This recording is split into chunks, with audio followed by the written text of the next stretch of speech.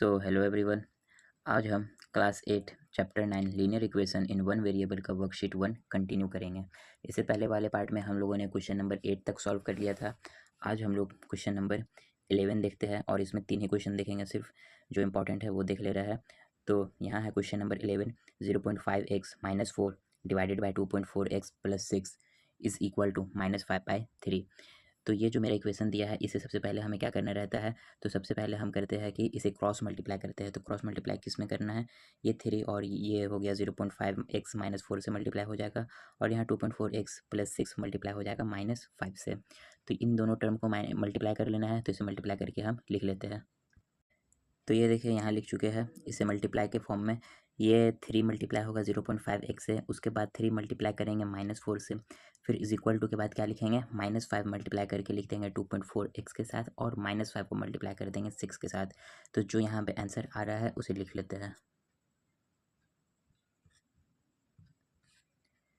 तो यहाँ 3 और 0.5 को मल्टीप्लाई करने पे आ गया 1.5x, 3 और 4 से मल्टीप्लाई करने पे आ गया -12 और यहाँ इज इक्वल टू के बाद आया -5 और 2.4x को मल्टीप्लाई करने पे -12x और -5 और 6 को मल्टीप्लाई करने पे आ गया 30। अब नेक्स्ट मुझे सॉल्व करना है इस नंबर को। तो यहाँ पे जो वेरिएबल है, इन दोनों वेरिएबल को एक जगह कर देते हैं। ये 1.5x यहीं रहेगा और ये जो 12x है माइनस में जो है ये इक्वल टू के इधर आ जाएगा, तो ये हो गया +12x और इसे यहाँ पे रख देंगे -30 यहीं रहेगा और ये -12 दूसरी तरफ जाएगा तो क्या हो जाएगा +12। ठीक है, और अब इसे सॉल्व करना है। तो 12 और 1.5x क्या हो जाएगा 13.5x और नेक्स्ट यहाँ इज इक्वल टू में लिखा जाएगा -30 + 12 इज इक्वल टू -18। ठीक है, और अब इसे सॉल्व करना है, x को अकेले रखना है। तो जब x को अकेले रखेंगे तो ये जो 13.5x है ये क्या हो जाएगा 13.5 दूसरी तरफ चला जाएगा, तो ये हो गया -18 डिवाइडेड बाय 13.5। अब हम इसे और आगे भी सॉल्व कर सकते हैं। ये जो पॉइंट है, ये पॉइंट जब हटेगा तो क्या हो जाएगा, पॉइंट को हटाने के बाद हम लिख सकते हैं नेक्स्ट स्टेप में हम क्या लिख सकते हैं, अगर पॉइंट यहाँ से हटा देंगे डिनोमिनेटर से तो ये हो जाएगा 180 और डिवाइडेड बाय 135। पॉइंट हटने के बाद क्या होता है, ज़ीरो लग जाता है। तो यहाँ ज़ीरो लगा दिया और इन दोनों टर्म को अब हम सॉल्व कर लेते हैं। ये 5 का टेबल से कट जाएगा तो इसे हम काट लेते हैं।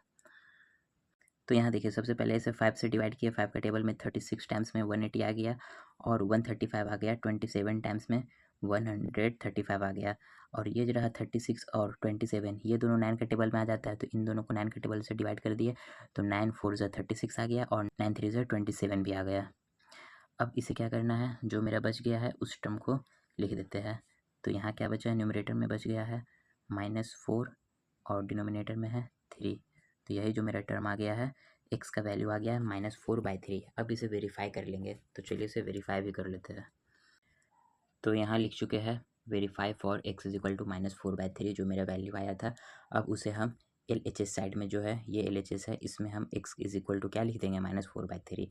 तो यहाँ देखिए लिखे है 0.5 multiply by -4/3 -4 divided by 2.4 multiply by -4/3 + 6।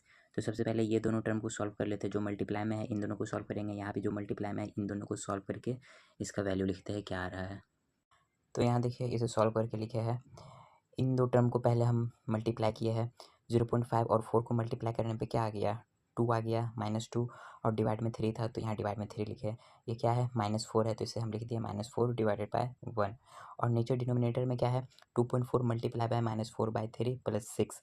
तो ये 3, ये 2.4 और ये 3 आपस में सॉल्व होकर क्या हो गया 0.8। 3 का टेबल में 24 आ जा रहा है। ठीक है, ये 0.8 आएगा और 0.8 को 4 से जब मल्टीप्लाई करेंगे तो क्या हो जाएगा -3.2 या 32 आ गया है, तो यहाँ -3.2 हो गया और +6 लिखा गया। अब इन दो टर्म को आपस में एलसीएम ले लेते हैं, तो इसका एलसीएम क्या आएगा 3 आ गया और इसको जब सॉल्व किया तो ऊपर न्यूमरेटर में आ गया -2 -12 और डिनोमिनेटर में क्या आया 6 और -3.2 को सॉल्व करने पे आ गया 2.8। अब हम आगे सॉल्व करते हैं तो क्या आया है -14 डिवाइडेड बाय 3 और डिनोमिनेटर में आ गया 2.8। ठीक है। और फिर नेक्स्ट लाइन में हम लिखे हैं -14 डिवाइडेड बाय 3, और ये जो डिवाइड का साइन था ये चेंज कर दिए है, तो ये जब चेंज करते हैं तो क्या हो जाता है, नंबर भी उल्टा हो जाता है। तो ये हम लिख दिया है, डिनोमिनेटर में चेंज होकर 28 हो गया, और जब इसका पॉइंट हटाएंगे तो क्या हुआ, एक पॉइंट था इसलिए हट के एक जीरो आ गया। तो ये हो गया 10/28, और डिवाइड का साइन मल्टीप्लाई में चेंज हो जाता है और नंबर क्या हो जाता है, इंटरचेंज हो जाता है, ये दोनों पलट जाता है। अब क्या करना है, इसे आगे सॉल्व करना है। तो ये देखिए, इसे सॉल्व करते हैं। ये 14 और 28 टू टाइम्स में कट गया, 14 का टेबल में 28 टू टाइम्स में आ गया। ये 2 और 10 भी आपस में कट जाएगा, ठीक है। 2 का टेबल में 10 5 टाइम्स में आ गया। तो अब मेरे पास क्या बचा, यहाँ बचा है न्यूमरेटर में -5 और नीचे डिनोमिनेटर में 3, जो कि मेरा RHS है, जो कि यहाँ क्वेश्चन में भी था -5/3 लाना, और यहाँ में भी -5/3 आ गया। तो ये मेरा प्रूफ हो गया है। तो चलिए नेक्स्ट क्वेश्चन को देखते हैं। क्वेश्चन नंबर 13 है 1 - 2x plus 1 + 2x divided by 4x + 1, और यहाँ है +x - 3 = 1/2 है। तो इसे सबसे पहले क्रॉस मल्टीप्लाई नहीं करना है। यहाँ में ये जो टर्म मेरा दिया हुआ है इसको पहले फैक्टराइज कर लेते हैं, इसे सॉल्व कर लेते हैं, क्रॉस मल्टीप्लाई नहीं करेंगे। तो यहाँ है 1 - 2x प्लस 1 + 2x, और डिनोमिनेटर में है 4x + 1 + x - 3। यहाँ जो 2x है ये माइनस में है और ये 2x प्लस में है, ये दोनों आपस में कट गया, और नीचे तो क्या बचा है वो लिख लेते हैं। यहाँ इन दोनों टर्म को जब ऐड करेंगे तो आ जाएगा 1 + 1, 2 न्यूमरेटर में बचा, और डिनोमिनेटर में क्या है 4x, और x को जब सॉल्व करेंगे तो आ रहा है 5x, और 1 और -3 को जब सॉल्व करेंगे तो क्या आ जाएगा -2 = क्या बचा है, मेरा क्वेश्चन में है 1/2 है, तो इसे भी 1/2 लिख लेते हैं। और अब इसे क्रॉस मल्टीप्लाई अब जाके कर लेते हैं। ये 2 से मल्टीप्लाई हो जाएगा, और 5x - 2 1 से मल्टीप्लाई होके क्या आ जाएगा यहाँ पे, तो 2 और 2 मल्टीप्लाई होके 4 हो गया, और 5x - 2 जब 1 से मल्टीप्लाई होगा तो वही नंबर आ जाएगा 5x - 2। 5x को हम यहीं रहने देते हैं, और ये जो कांस्टेंट टर्म है -2 से अगली तरफ भेजते हैं, दूसरी तरफ भेजने पे क्या हो जाएगा, +2 हो जाएगा। तो ये क्या बन गया 6, और x को जब अकेले करेंगे तो x = हो जाएगा 6/5। तो ये मेरा x का वैल्यू आ गया। अब इसे वेरीफाई भी करना है, तो इसे वेरीफाई कर लेते हैं। तो यहाँ हो गया वेरीफाई फॉर x = 6/5। तो x के जगह पे हमें 6/5 लिख लेना है। ये मेरा LHS है, जो LHS यहाँ है उसमें हम x का वैल्यू जो है जहाँ पर भी x था वहाँ पे हम 6/5 लिख दिया है। तो यहाँ बन गया है ये number 1 - 2 × 6/5 plus 1 + 2 × 6/5 divided by 4 × 6/5 plus 1, और प्लस यहाँ में है 6/5 - 3।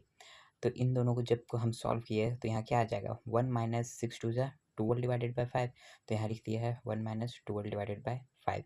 और ये जब टर्म को हम सॉल्व करेंगे तो क्या आ गया 1 + 12/5, और नीचे डिनोमिनेटर में क्या है 4 × 6/5 प्लस 1, तो ये हो गया 24 डिवाइडेड बाय 5 प्लस 1, और ये 6/5 - 3 यहाँ लिखा गया 6/5 - 3। अब इसे सॉल्व कर लेते हैं।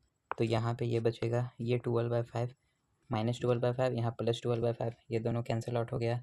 तो न्यूमरेटर में क्या बचा 1 + 1 = 2 बचा है, और डिनोमिनेटर में क्या बचा 24/5 और 6/5, और यहाँ है -3 + 1। इन दोनों को सॉल्व करते हैं। पहले 24/5 और 6/5 ये दोनों फ्रैक्शन वाला टर्म है, इन दोनों को सॉल्व करेंगे तो क्या हो जाएगा 30/5, और यहाँ सॉल्व करेंगे 1 और -3 को, ये दो नंबर को जब सॉल्व करेंगे तो क्या आ जाएगा -2 आ गया, ठीक है।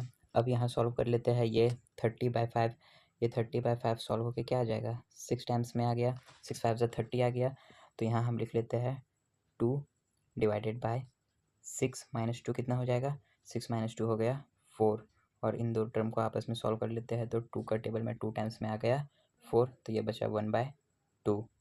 तो यही 1/2 बचा जो है ये मेरा आ गया RHS। यहाँ देखिए RHS 1/2 था, और यहाँ भी 1/2 आ गया। तो ये मेरा सॉल्व हो गया है, यानी x का वैल्यू 6/5 सही है। तो इसी तरह से नेक्स्ट क्वेश्चन सॉल्व करते हैं। यह है question number 14। x² - x + 2 x + 3 divided by 7x + 1 = 2/3। तो इसे भी हम क्रॉस मल्टीप्लाई नहीं करेंगे, पहले इसे सॉल्व कर लेते हैं। एक्स स्क्वायर माइनस ये सॉल्व होके आ जाएगा, एक एक करके मल्टीप्लाई कर लेते हैं इसे, तो ये हो गया एक्स स्क्वायर प्लस 3x और प्लस 2x, और यहाँ 3 और 2 मल्टीप्लाई होके आ गया 6, और नीचे डिनोमिनेटर में है 7x प्लस 1, और यहाँ इज इक्वल टू के बाद 2 डिवाइडेड बाय 3 है।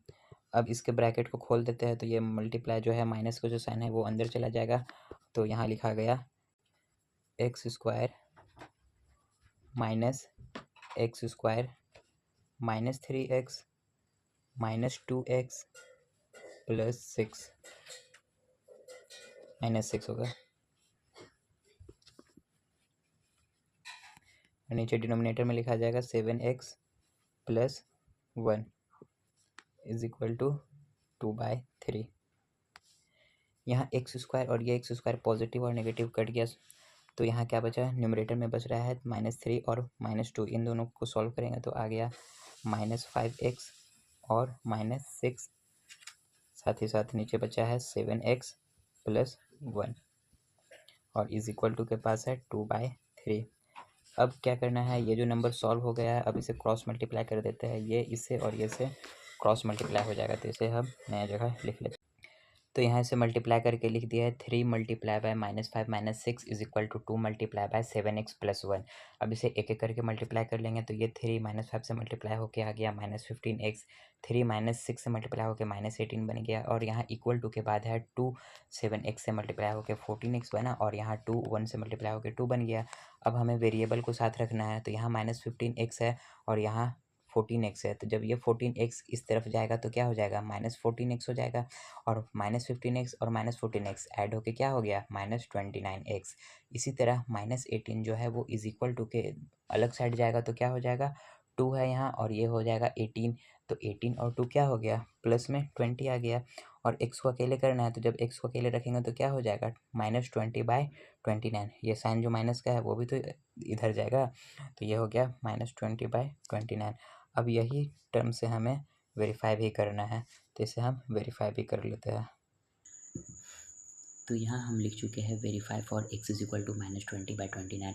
तो -20/29 जहाँ भी हमें x दिखेगा वहाँ हमें पुट कर देना है, तो ये LHS है, LHS मेरा x square -x plus 2/x plus 3 और डिवाइडेड बाय 7x प्लस 1 है। तो इस सभी जगह में जहाँ जहाँ x है वहाँ हम क्या लिख देंगे, -20/29। तो यहाँ देखिए नीचे हम लिख चुके हैं सभी जगह में हम ये इसका वैल्यू पुट कर दिए है, -20/29 का होल स्क्वायर हो गया, और यहाँ -20/29 प्लस 2, और मल्टीप्लाई में क्या है -20/29 प्लस 3, और डिवाइड में क्या है 7 मल्टीप्लाई बाय -20/29 प्लस 1। अब यहाँ स्क्वायर है, तो यहाँ माइनस का साइन है, माइनस का साइन जब स्क्वायर होता है तो क्या हो जाता है, प्लस में चेंज हो जाता है, इसलिए यहाँ हम लिखते हैं 400/841। 29 का स्क्वायर क्या हो गया, यहाँ हम लिख चुके हैं 841।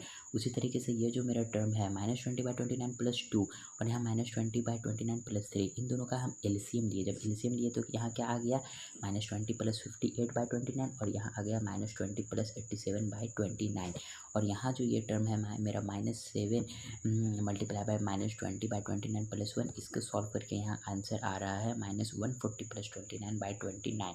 ये सब एलसीएम ही लेना है और कुछ बड़ा बात नहीं है, सिर्फ एलसीएम लेकर इसे सॉल्व कर लेना है।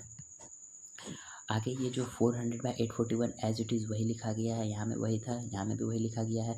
अब क्या करना है, इन दो टर्म को आपस में सॉल्व किया है, जब सॉल्व किए तो क्या आ गया 38/29 और 67/29, ये दोनों मल्टीप्लाई में था। तो अब अगला स्टेप में क्या करना है, मल्टीप्लाई करना है, तो मल्टीप्लाई करके क्या आ गया -2546/841, और ये जो डिनोमिनेटर में मेरा है क्वेश्चन -140 प्लस 29/29, इसे सॉल्व करके क्या आ गया -111/29 आ गया। तो ये डिनोमिनेटर एज इट इज़ यहाँ में भी वही लिखा गया है, बस अब क्या करना है, ये दोनों टर्म को जो न्यूमरेटर में है इसे सॉल्व करना है। डिनोमिनेटर तो 841 दोनों में सेम है, जब दोनों डिनोमिनेटर सेम रहता है तो हमें क्या करना रहता है, सिर्फ और सिर्फ सिंपली ये दोनों को सब्ट्रैक्ट कर देंगे। तो बड़ा डिजिट में क्या है, माइनस का साइन है, तो यहाँ में माइनस का लिखा गया 2146 डिवाइडेड बाय 841 लिखा गया है। ठीक है, ये दोनों टर्म का हम एलसीएम लिए हैं, तो ये आ गया मेरा -2146 बाई 841। और यहाँ जो ये मेरा टर्म है -111/29, इसको हम पलट दिए हैं। ये डिवाइड जो था, इस डिवाइड को हम मल्टीप्लाई में चेंज कर दिए हैं, और मल्टीप्लाई में चेंज होने के बाद क्या हो गया, दोनों अपना पोजीशन को चेंज करके क्या लिखा गया, 29 बाय -111। ये देखिए, ये ऊपर नीचे हो गया, यहाँ में ये दोनों ऊपर नीचे हो गया। तो यहाँ अब क्या करना है, ये दोनों को सॉल्व करना है बस। अब जब हम लोग सॉल्व करेंगे तो ये देखिए 2/3 आ जाएगा। इसे आप लोग चेक कर लीजिएगा, सॉल्व करके एक बार देख लीजिएगा कि यही ही आएगा। अब ये जो 2/3 है, यहाँ क्वेश्चन में भी 2/3 RHS था, तो दोनों मेरा सेम आ गया। तो यहाँ हम कह सकते हैं कि LHS is equal to RHS। ठीक है, ये दोनों सेम आ गया है, तो ये मेरा प्रूफ भी हो गया है। तो इसी तरीके से बाकी का क्वेश्चन भी सॉल्व हो जाएगा। तो आई होप ये सेशन आप लोगों को समझ में आया होगा, और इसके अगला क्लास से अब हम लोग स्टार्ट करेंगे question number 2। So thank you.